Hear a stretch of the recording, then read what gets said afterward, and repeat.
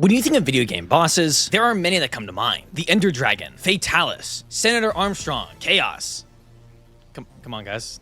I'm not the only one that still thinks about Skylanders, right? But throughout gaming history, many games struggle with really capturing the sheer power, destructive force, and inevitability of kaiju. Very few games are able to make kaiju whose fame becomes just as known as the game itself. But there are a few. One of the best examples of that is the King Titan from ARK. The King Titan is widely considered to be one of, if not the strongest boss in the ARK series, being one of the final bosses you take down in game. He is highly aggressive and doesn't like intruders, an unstoppable force of a beast. But what if he met his unmovable object of a verse, the Monsterverse? Now being 11 years old, the Monsterverse built one of the most in-depth kaiju universes there is, from different layers of the world to ancient and future titans to be. It is a money train that has no plans of slowing down, with games, films, shows, animes, and amusement park rides all in the works. It is no shock that it has built an army of strong titans, from Ghidorah, the one who is many, an alien from space sent to rule the Earth with a golden claw, to Shimo, the hypothetical, a titan responsible for the last ice age, and of course, Godzilla, the king of the monsters, the ruler of Earth. The King Titan is widely considered to be a threat to the Monsterverse, many fan animations and stories depicting this very battle. And today, I, Goji Guy, am here to pick apart this topic.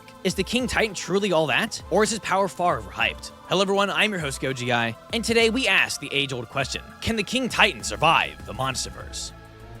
Again, hello everyone, I'm Goji Guy, and today we're taking ARK's King Titan and dropping him into the Monsterverse to see how he'll hold up. Firstly, oh my gosh, this was so difficult to research. You know, from making the Rathalos video, where I had to research Monster Hunter and then random dragons, still a Skrill issue by the way. No matter if Wank can have Rathalos be able to even hit the Skrill.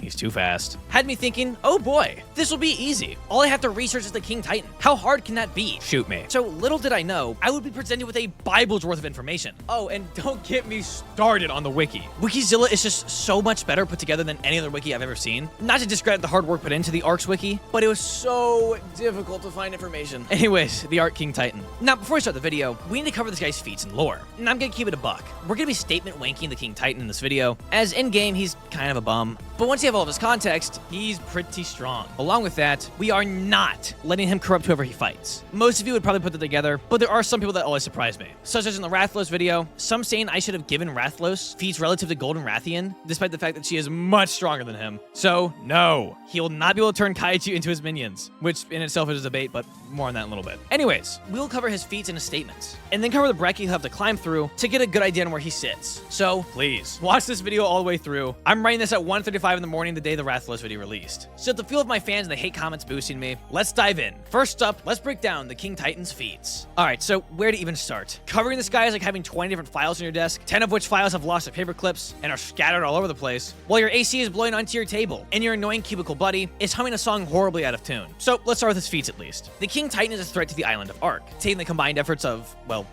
anyone really, as it depends on what team you make, but yeah. But in many takedowns, players use other titans like the Forest and Ice Titan, along with their army of dinos, to take on the smaller threats. So we can at least say he's an island-level threat, not power scaling-wise, just the fact that he is, well, literally a threat to an island. Outside of that, we really just have his abilities more than anything. He has a powerful fire breath, great regeneration, corruption, and can manipulate gravity to bring down meteors to rain upon his foes. And most interestingly, he can control other beasts around him, from small dinos to even other titans. Now, I will mention that we aren't assuming that he can just take over other titans, as there just isn't enough time in each battle. In all honesty, given the radiation readings, along with what some of these kaiju can do, whether it's Behemoth regrowing forest in a matter of seconds, or Godzilla sucking a power plant dry at a moment's notice, not to mention the fact that at least Godzilla's readings are matched to the Hollow Earth in terms of power. And keep in mind, that's at a weakened state. So yeah, I'm not seeing any amount of corruption taking that over. As yeah, if the Titan sat still, it may have effect over long enough time, but in a battle where they'll be moving a lot, and will really only be in contact for a few minutes, it wouldn't do anything. Anyways, that's really all he's got for his game feats, as lore statements is where he really shines. But this also where it gets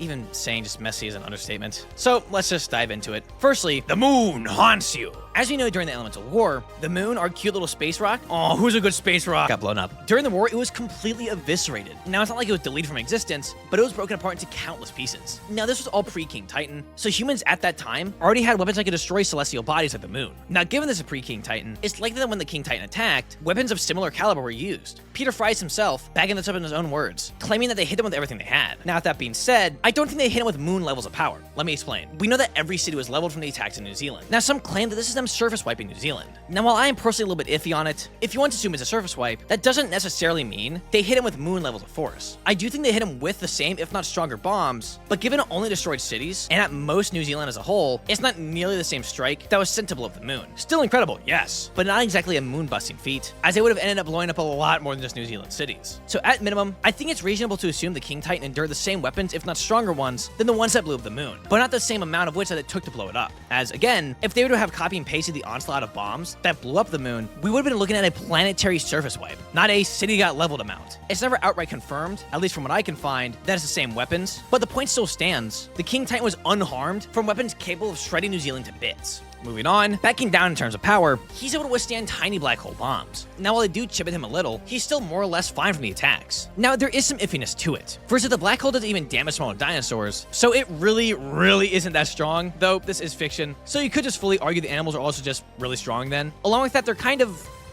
weird black holes, as they can also push, which wouldn't make it a black hole. So it's iffy to use it. I mean, besides the fact that it's so small it really wouldn't do much in the first place, but yeah, it's fiction. What you gonna do about it? So while it's iffy to use, I say it's reasonable to say the King Titan is pretty durable, as he's only very slightly damaged from these attacks. Moving on, he's also able to go toe-to-toe and far outdo the tech mechs, giant Jaeger-like robots who, at least in lore, can cut through entire mountains, which makes sense why he would no-sell, as he is fine from the whole New Zealand thing. So he not only has good durability when it comes to blunt and explosive force, but he has fine with slicing power needed to cut through entire mountains. But now, onto the major thing. This stuff is super hard to cover, being just as complex and strange as the Monster Hunter's dragon element. But you know what isn't complex? Buying your kaiju merchandise from Beast of the East Collectibles. Today's video, like many before, is brought to you by Beast of the East, the best place to buy all your kaiju merchandise from. Oh, Goji guy, just get to the video. I will feed you to the King Titan if you skip this. Today, Beast was kind enough to send out their newly stocked Hero Action Spectre-Man. I don't even care about Spectre-Man. Powers from space. I am so happy to show this guy off. To those who watch the videos a lot, you know how much I love Spectre-Man. But if he isn't your cup of tea, Beast has kaiju and anime figures ranges from Godzilla to Ultraman and Bleach to Demon Slayer. Speaking of Demon Slayer, we have a video planned on that soon, by the way, with a very special guest, so don't miss it. This figure is... it means something to me. With a killer sculpt and paint job, it's like you grabbed him straight out of the show. Not to mention the accessories, from different hands to his notable weapons, like his Spectre Cutters and his Shurikens. This is a beautiful figure, and will sit in the dead center of my collection from now on. If you want to grab your own figures, check out the first link down below, or go to beastoftheeastcollectibles.com. And if you do buy anything, make sure to use code GojiGuy5 at checkout to save 5% off your entire order. Thank you, Beast, for sponsoring today's video, and let's get back to the King. Also, Spectre-Man slams King Titan, by the way. Anyways, the big feat. The one I know some of you have been waiting for me to mention, the King Titan stopped the entire Earth. It's not as crazy as it sounds. Now, while yes, this is still a super impressive feat, it wasn't from sheer strength. It was by his existence. Over time, as element corrupted the Earth, it reached far into the core and more or less crushed it, stopping the Earth's rotation. Now, firstly, I want to say, this is not a planetary level of strength. Even if he just stopped the Earth at a moment's notice with a singular punch, which is what many people believe for some reason, it's not even as impressive as it would normally be, as the moon is gone. An entire celestial body is gone that would normally be pulling on the Earth, making it much harder to do. Now, some say it's impressive this happened from him just existing, but from what I can find, it's not like the King Titan was actively straining himself or really even knowingly doing this with force. It just happened from the corruption. It's like how Godzilla can make a place radioactive. It's not him actively trying to do so, it's just a byproduct of the creature's existence. Now, some say this makes him even stronger, as if it just happened from his presence, that means he is much stronger. But you need to keep in mind, this is mostly due to the pollution from the element war, and he really only showed up near the end before the Earth stopped. It's really just due to the pollution seeping into the Earth over a long time. So it's iffy. You can say he has more energy than the element that corrupted Earth, but I wouldn't say that necessarily means he can output that level of force into an attack. It's like electricity versus a light bulb. The power plant might be generating gigawatts of electricity, but the lamp in your room only puts out 60 watts. The output is a fraction of the total energy in the system. Or think of it like calories in your body. You might be carrying 2,000 calories of energy, but you're not going to throw a single punch and unleash all of it at once. The energy is there, but it's not directly accessible in that form.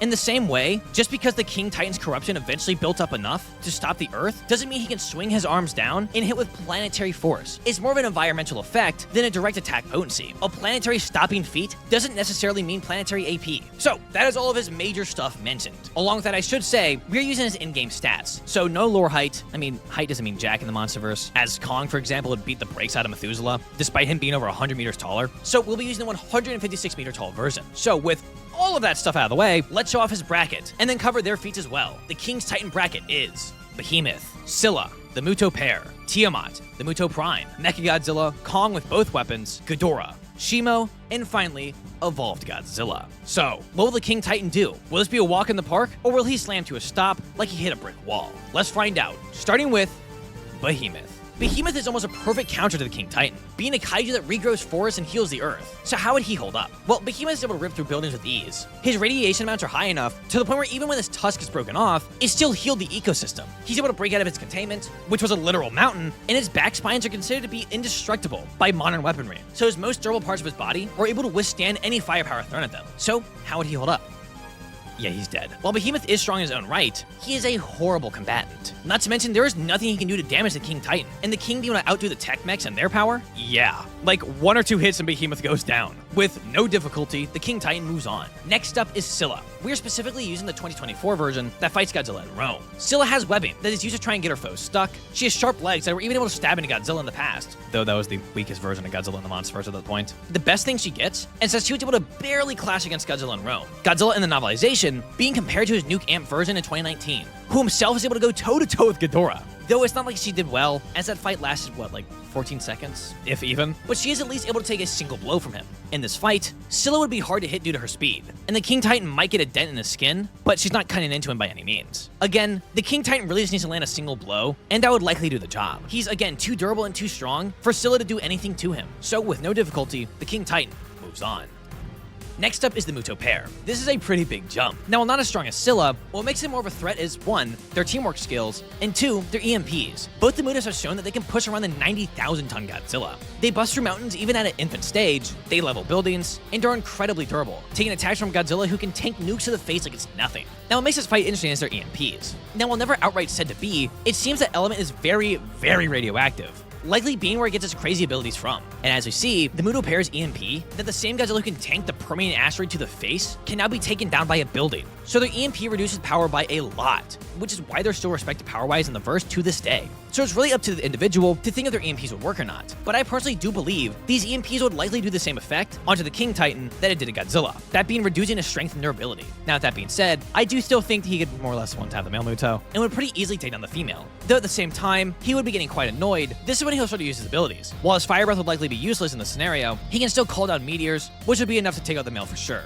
And once he's gone, the female will join him quickly. So overall, the King Titan wins with mid-difficulty in my eyes. Not because the Mutos are strong, but because they make him weak. At least if you interpret it the way I do. If not, then he slams, low diff. But nonetheless, he moves on. Next up is Tiamat. This is a huge jump. This being the only fight that takes place underwater, so that would off the bat put the King Titan at a huge disadvantage. Attacks like his fire breath and meteors wouldn't really do anything. The fire would die out instantly and just end up boiling water, and the meteors would hit the water but slow down instantly after making contact. Tiamat, as we see, is able to tussle slightly with a Goji, who's just underburdening Godzilla in terms of power. He boils the water around him and is so superheated that even Lockheed Martin F-35C Lightning IIs couldn't get close. These jets being able to withstand heats up to 120 degrees Fahrenheit. Yet they can't even get any closer than this, and Tiamat just shrugs it off like it's nothing? Yeah. Even if the King Titan fires his fire underwater and boils the water, it really won't do much. Though with that being said, she also doesn't have much. She has her acid beam, which could inflict some sick burns, but I don't think it'd be doing too much. The King Titan would struggle to grab her, but once he does, he's ripping her in half. So, with mid-difficulty, he moves on. Next up is really, and this time I swear, really a big jump in power, the Muto Prime. The Muto Prime was one of the strongest titans in the verse. From being a recurring Godzilla killer, to being able to roar loud enough to shatter dorsal plates, to even being able to break apart the Earth's crust and manipulate tectonic plates, she is an absolute powerhouse. Firstly, the Prime is able to throw around Godzilla like he's nothing. That's 90,000 tons of weight we're talking about. She's able to control the tectonic plates and create any level of earthquake that she desires, and is able to severely damage Godzilla with her punches. Keep in mind, a weaker version of Godzilla from over 200 million years ago was able to take the Permian asteroid to the head and walked it off. Homie no-shelled a meteor that was anywhere from 6 to 8 miles in circumference, that hit Earth at over 50,000 miles an hour. That is hitting with forces equivalent to 800,000 SAR bombas at a given moment. And Godzilla just walks it off. And yet an even more durable version of this Godzilla is getting damaged and mopped by the Muto Prime. She also might have an EMP, but that's not for certain. So how did this fight go? Well, this is pretty close. The Prime for sure hits harder, and would heavily damage the King Titan, but the King Titan could also land heavy blows on the Prime himself. In this fight, he would have to rely on his fire breath, though this is when two important things will change in this battle. Firstly, the Prime being able to hit so hard would finally cause the King to utilize his regeneration, but the Prime, after sustaining some damage, would burrow into the ground and around the King Titan. This fight would go on for a while, the Prime landing devastating blows, but the King just keeps regening them before it does too much damage. While this fight would go on for a while, the Prime not being able to regen herself over enough time, the King Titan would land enough hits to kill the Prime. With high difficulty, the King Titan moves on. Next up is Mecha Godzilla. A kaiju is able to beat the brakes out of both Godzilla and Kong at the same time. While they were weaker than normal, the fact still stands that he is one of, if not the most skilled fighters in the verse, being charged of a Hollow Earth energy and being able to take on Godzilla, whose power is matched with the Hollow Earth as an entirety. Keep in mind, this same Hollow Earth has at least hundreds of portals, and each one is compared to the sun in terms of power. Yeah, Mecha Godzilla is a beast. Weighing in at a possible 600,000 tons, yet being able to move around on the battlefield even better than Kong, he is a unit of a beast. From his beam, to his saws, to his countless missiles. Along with a supercomputer that learns the fighting style of his opponents and can quickly create a counter to their style, he's an unstoppable force. While it's iffy to use the same line of thinking with Mecha as you can with the Prime with the whole asteroid thing, I'd say it's reasonable as, yes, Godzilla is weakened, but given Mecha Godzilla's fighting against both Alpha Titans at the same time, I think it's fine to assume that he could be the same as the Prime in terms of power. Not to mention, he can actually increase the power of his attacks as seen with his fists. So, how did this fight go? Well, in this fight, the King is being outdone in power and speed, and this time after Mecha gets hit, he won't let it happen again. Overall, there just really isn't much the King Titan can do. His minions aren't helpful, and Mecha Godzilla will learn his attack style, and once he does so, he will send an onslaught of firepower, beams, sound attacks, missiles, and saws galore, and he would, at least in my eyes, do too much damage for the King Titan to be able to regen. So, this is where I personally think he stops. With mid difficulty, Mecha Godzilla stops the King Titan. I know this comes as a shock to a lot of you, but I am fine with being a punching bag if that means I can clear up some of the King Titan's feats. By all means, he's still crazy strong. I mean, he wipes the floor with most Godzillas, but the idea that he clears the Monsterverse? Yeah, no. Not happening. But I always want to remind you all, this is my opinion. I'm not trying to say it's fact and to go out and shun anybody who thinks otherwise, as we have built this channel's amazing community off of the diversity of opinions. So, if you disagree, don't be shy to say so. Let me know if I missed anything, or if you think he should have made it further, or should he have stopped sooner. I want to give a huge shout out to my members. It's thanks to your all's constant support that I can afford to do experimental videos like these. If you want to support the channel, all it costs is a single $1 a month. From member-only live streams, to being able to see videos early and get exclusive teasers. If you're a nerd like me, I think you'll like it. Also, huge shout out to Fluffy Dino, as he helped out a ton. If you enjoyed this video and want to see more like this in the future, then make sure to subscribe. But thank you all so much for watching. If you like this video, you might also enjoy these, such as Godzilla in the Fortnite verse, or maybe Ultraman Blazar vs. Monsterverse Godzilla. If either of those sound interesting to you, they'll be on the screen here at the end of the video. Anyways, thank you all so much for watching. Want to see the King Titan run other verses, like Monster Hunter or Pacific Rim? Let me know. But, as always, keep collecting. Goji Guy, out.